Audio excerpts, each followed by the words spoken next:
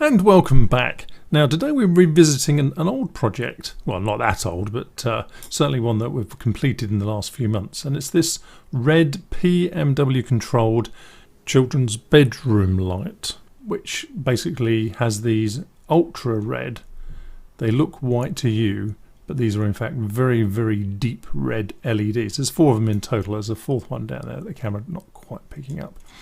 Now this was used because from a child's bedroom point of view, it gives out a light that enables you or them to see enough without falling over things in the night, and to find that the armchair in the corner there really is an armchair, not some Monsters Inc. type animal ready to gobble them up. So it allows them to see things like that in this red light, but doesn't brighten up the room enough with a white light or even a sort of orange incandescent light that would then sort of wake them up and or prevent them even sleeping. Incidentally, I mentioned this to somebody who used to be in the armed forces, and I mentioned about this red light being bright enough to see by but dim enough to sleep by, and he goes, that's exactly why the army used it. Army apparently uses flood red lights so the soldiers can see what they're doing enough, just about, but it's so dark a light, we are so insensitive to red that it doesn't actually light up the entire countryside. So that was an interesting little point. So as a project, the Arduino's just using these 4 LEDs. Is a 1 watt LEDs without a heatsink, because we're just not using them, we're not driving them that hard.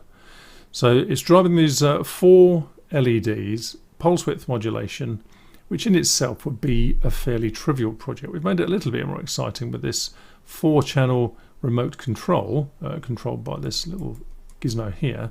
These are, well, cheap, let's say, from the Far East.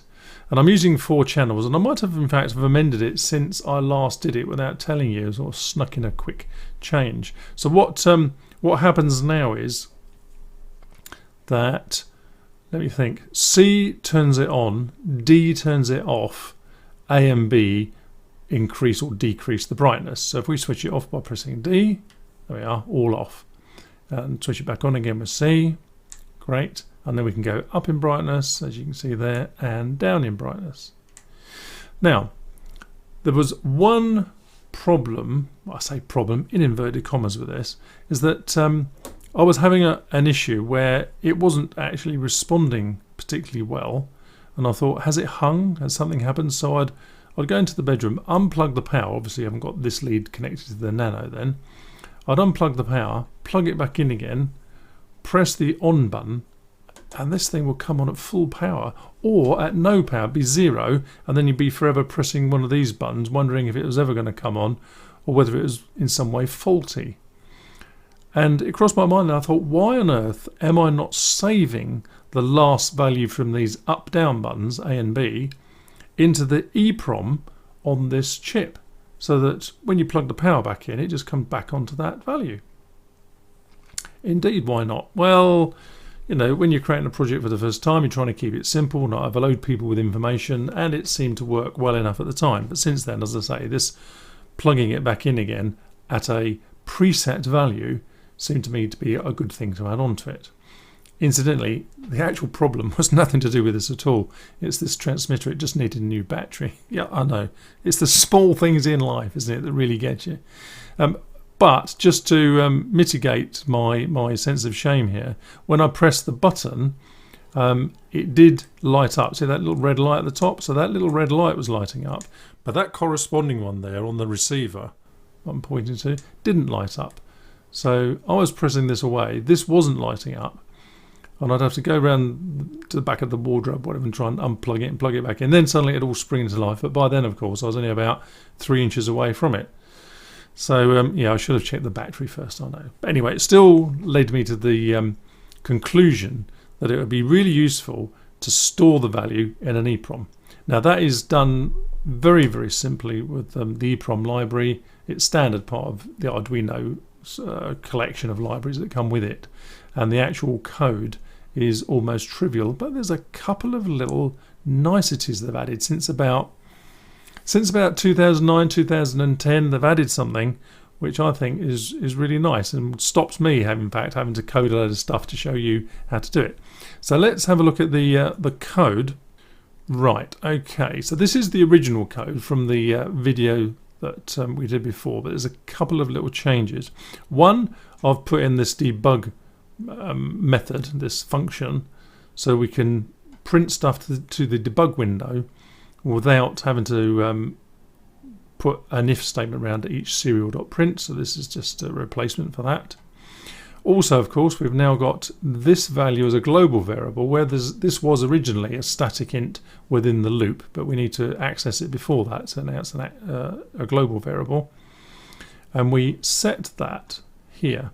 So when we switch on the Arduino now, it goes and gets the value, look, from EEPROM, and just displays a couple of messages here so we can make sure it's doing it right, and then switches off the lights initially. We didn't have that on either. So what was happening while I was actually doing this, I didn't understand what was going on really. I'd play about, switch it all back on, and these lights would come on full brightness, smacking my eyes, and that was unpleasantly bright.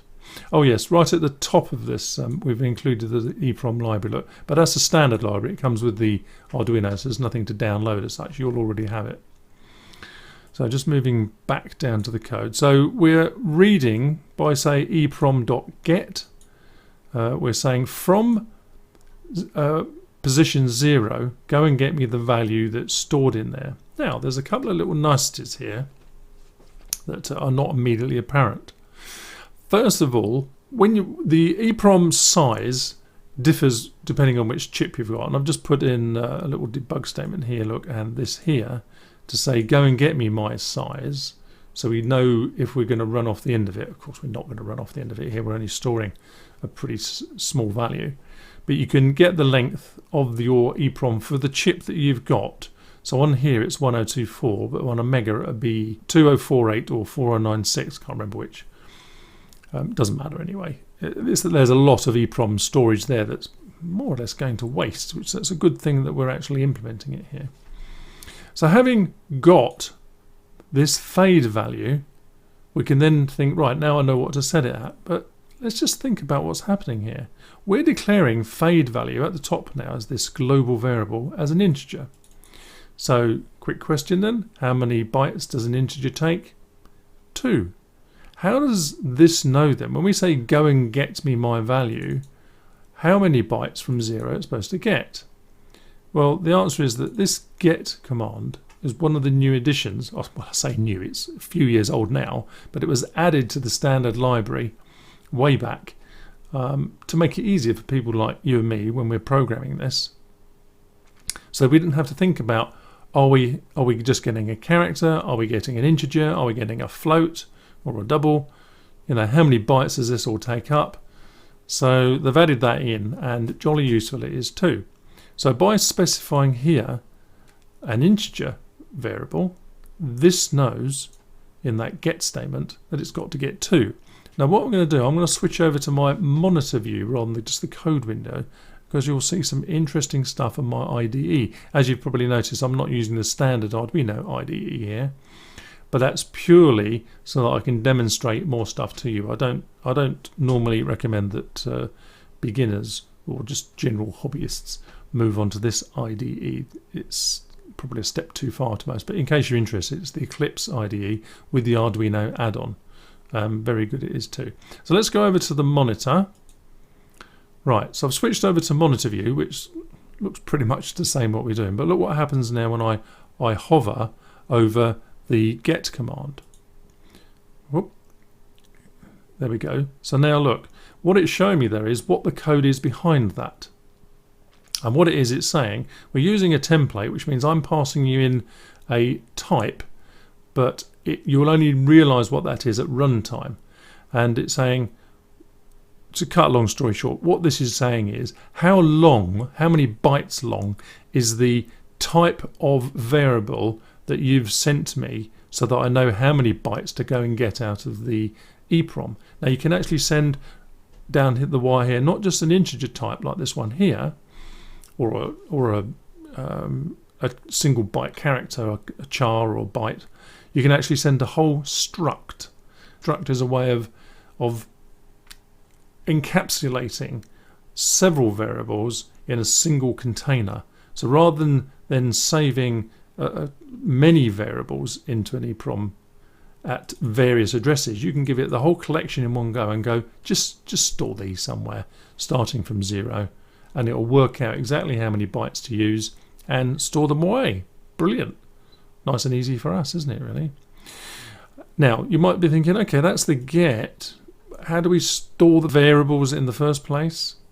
We'll come on to that in just a sec. So the next bit of the code then where we've changed it, look, is when we're pressing the up switch or the down switch. So on here it's the A and B I've used, and it changes the value. This is all the original code.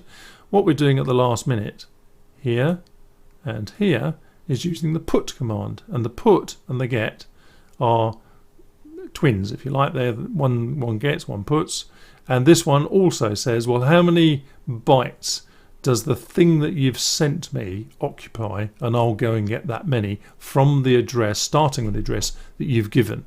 So here we said go and get it from address 0 because I've got nothing else to store, and the EEPROM starts at 0, and off it goes and does its stuff. Let me just kill the workbench view so you can see the rest of that code. Right, there we are, so nothing's hidden.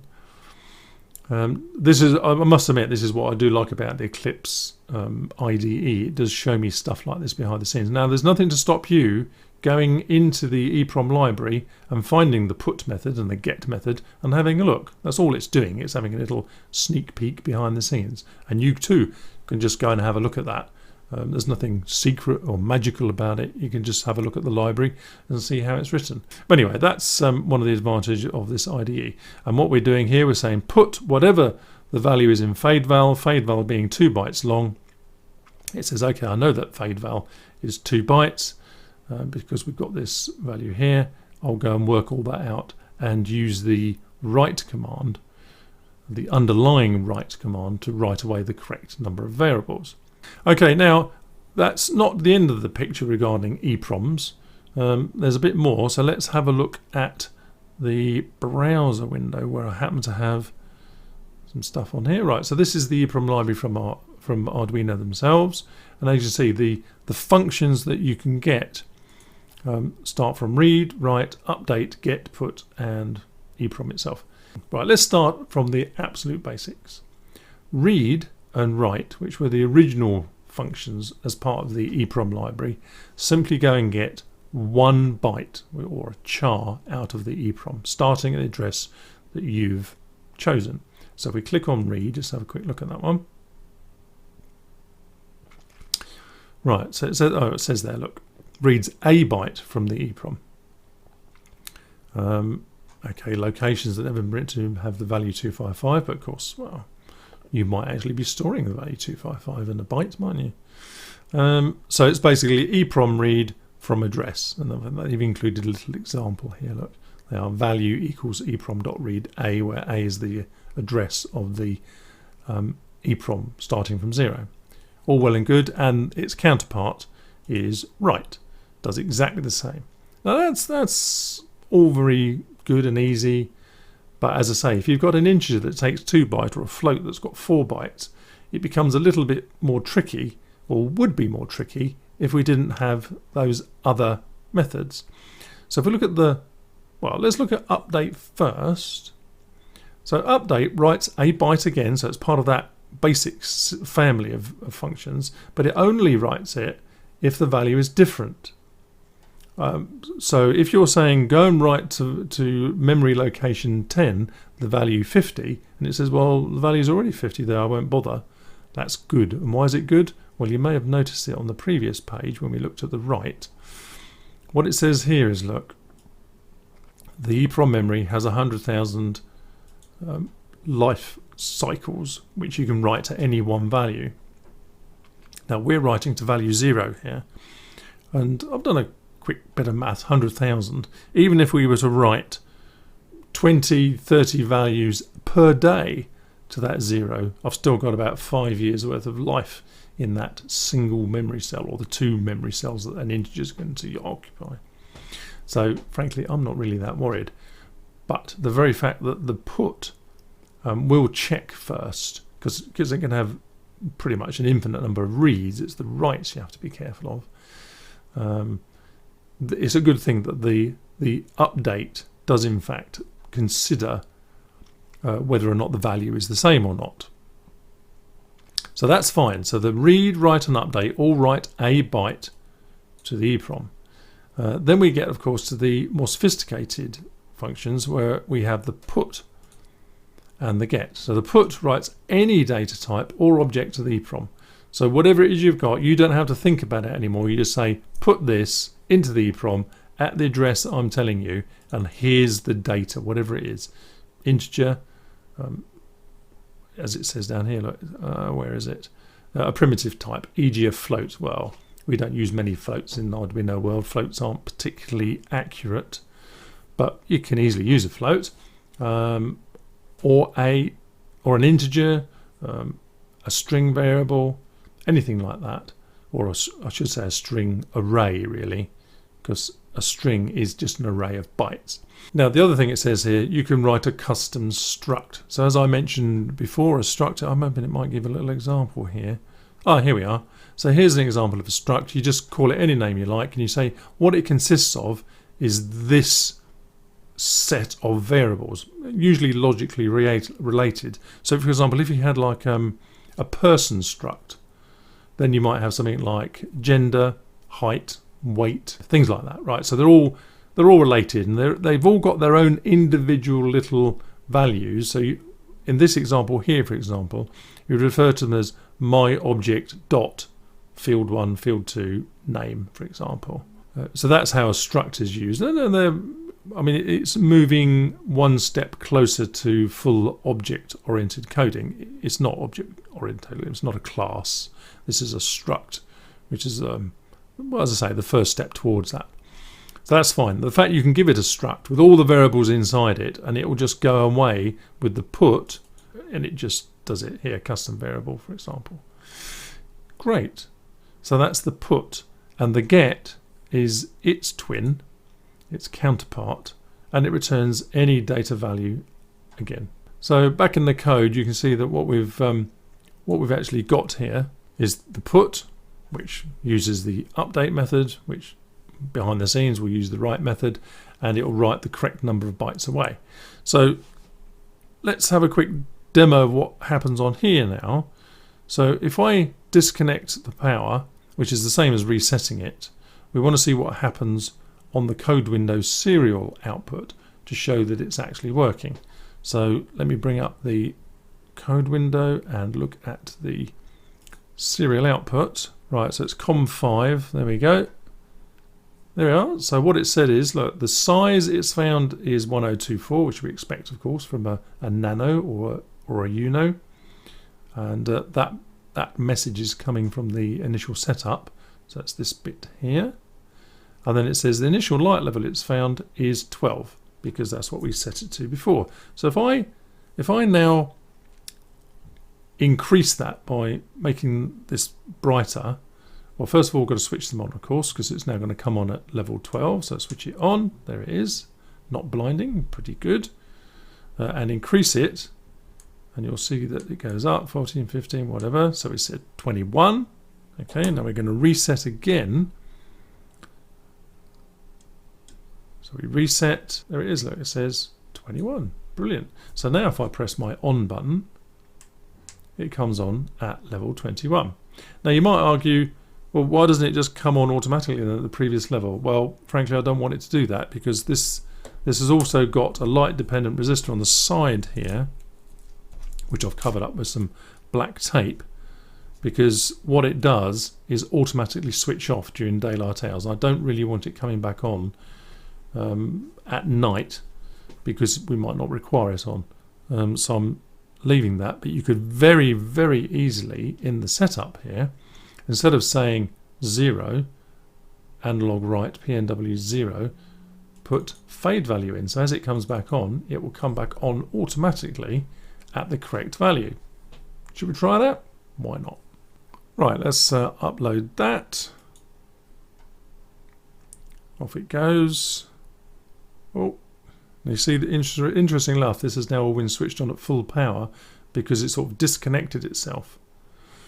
Now we go back to the serial.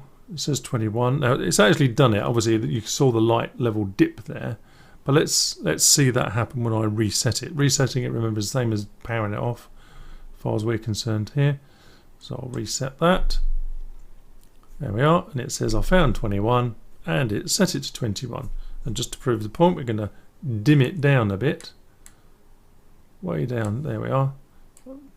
Too far, then you can quite catch that on the camera. So we dimmed it down to 16. You can still catch this on the camera, and I know I keep banging on about this, but the camera, if there's one bad thing about not this camera but just filming LEDs in general, is that they very often appear as sort of mainly white with colour around them. There is no white light here. This is pure red, absolutely pure gorgeous red, ruby red. It's 650 nanometers, I think, the wavelength of these LEDs, which is like a deep dark red, used in aquariums a lot to make the plants grow, because they like red light to grow.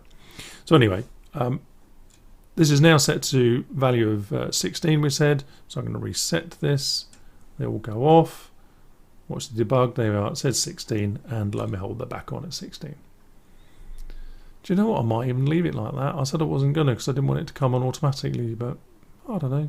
As it's winter now, I'm recording this in winter, so the dark nights are, well, it's dark about 4:30 at the moment. So, yeah, maybe I'll believe that. There we are, you see.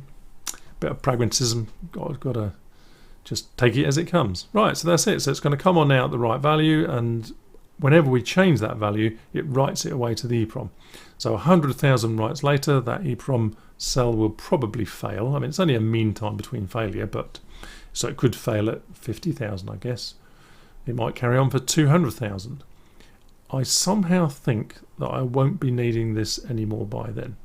And if I do, if I'm still using this in N years' time and suddenly it doesn't remember that value anymore because the EEPROM cell is dead because I've used it too much, do you know what I'm going to do? I'm going to say start from EEPROM value 3, because 0 and 1 are going to be used by that integer value. So the next value up is going to be 3, and I'll use that, and I'll have it for another zillion years after that. Okay, that's it. So that was just an introduction really into EEPROMs, and I think now that I've done that intro, I think I might be using that a little bit more in our projects, because it can be quite useful having an initial value. Oh yes, the catch-22 though is, before you save that value, what's it going to read? Now it said in that Arduino page before it went, oh snap, something's gone wrong, it said if it's never been written to, it's 255. Well, we'll have to assume that we haven't written 255 to it, so we know we haven't got a value, and then this code here could say, I've just read a value here and it says 255. I'll assume that I've never stored a value in that cell before. We'll set something sensible like 10 or 15 or something down here. Now, if you do want to store value 255 in a cell, then of course you won't be able to use that technique, because you couldn't tell then whether you've stored that 255 or whether it's never been written to before. So what you'd have to actually do, if you wanted to store a load of stuff in EEPROM, you know, a few hundred bytes worth, then you'd have to have well, probably a different bit of code actually, just to write to that that EEPROM, probably in a setup or something like that. Run once, never run it again, so at least you've got something written initially. But for us, it didn't matter. I mean, obviously when I first switched this on, it just read some arbitrary value, didn't matter what it was, because the minute I pressed this up and down, it stored the correct value in there anyway. But for more critical systems, you might want to think about how you're going to get those values in there for the first time. And probably a simple little bit of code will probably do it for you. Okay, that brings us to the end of the EEPROM. I think that's probably worthwhile using in future projects. I think that's good, and I'm going to leave this now so it does come on at the preset value rather than 0, because it probably stops me having to switch it on, doesn't it really, and would save that EEPROM then from even more wear and tear, quite honest. Okay, great stuff. Hope you liked that video. Don't forget to share, give me a thumbs up, and indeed, if you've got any suggestions for future videos, don't feel shy in coming forward and say, can you do this, can you do that? Let's face it, what's the worst that's going to happen? I'll say no. Well, I won't say no, so I'll put it on my list of things to do, which is a bit like saying no, because I have got quite a few things on, but I really do like suggestions coming forward, because even if I don't take your exact suggestion forward, you might trigger off a few thoughts in my own mind. I'll go, yeah, that's a good thing to do. We'll explore that in a few weeks. I always say a few weeks because quite often I have some projects on the go or partly completed, and I don't like having too many things on the go because my little brain can't take that much in and I get confused with what I've done. Great. Okay, so as I say, don't forget to give me a thumbs up, share it, and if you haven't already subscribed, it'd be really, really nice if you did. And thanks for watching. See you in the next video. I hope you're finding these videos useful and interesting. Please leave comments down below, subscribe, share, and give me a thumbs up. Thanks for watching. See you in the next video.